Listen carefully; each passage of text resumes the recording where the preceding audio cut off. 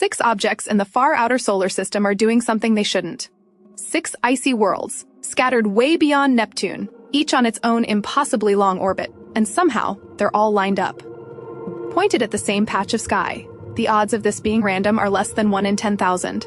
The simplest explanation is a 9th planet out there. Massive, distant, completely invisible. We've never seen it. We're still looking. We used to think we had this figured out. 8 planets, a thin belt of icy leftovers past Neptune, the Kuiper Belt, and then more or less nothing. But over the past 20 years, deep sky surveys kept finding things out there, and some of them were weird. When astronomers plotted the orbits of the most distant objects they'd found, objects so far out they take tens of thousands of years to circle the sun once, they noticed something off. 6 of them had orbits tilted the same way, pointed at the same patch of sky, like arrows, all aimed at the same spot. That shouldn't happen. Over billions of years, distant orbits should drift out of alignment. These hadn't. Something was holding them there.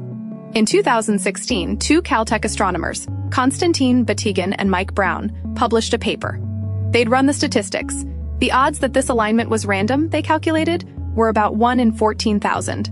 Their explanation was almost embarrassingly simple. There's a planet out there, 5 to 10 times the mass of Earth, hundreds of times farther from the sun than we are, taking 20,000 years to make one orbit.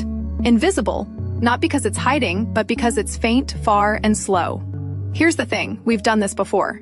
In 1846, a French mathematician named Urbain Le Verrier noticed Uranus was wobbling, like it was being tugged by something he couldn't see.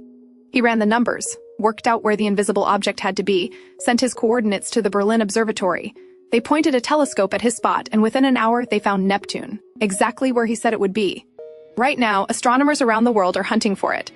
The Subaru Telescope in Hawaii, the Zwicky Transient Facility, scanning the whole northern sky every 2 nights, and the newest tool, just online in 2025, the Vera Rubin Observatory, designed to photograph the entire southern sky every 3 nights for the next 10 years. If Planet 9 exists, Rubin will find it. The sky has never been watched this closely. Planet 9 can't hide for much longer. There might be a 9th planet in our solar system, and nobody has ever seen it. We don't know for certain that it exists. We don't know where it came from, captured from another star, flung out by Jupiter 4 billion years ago.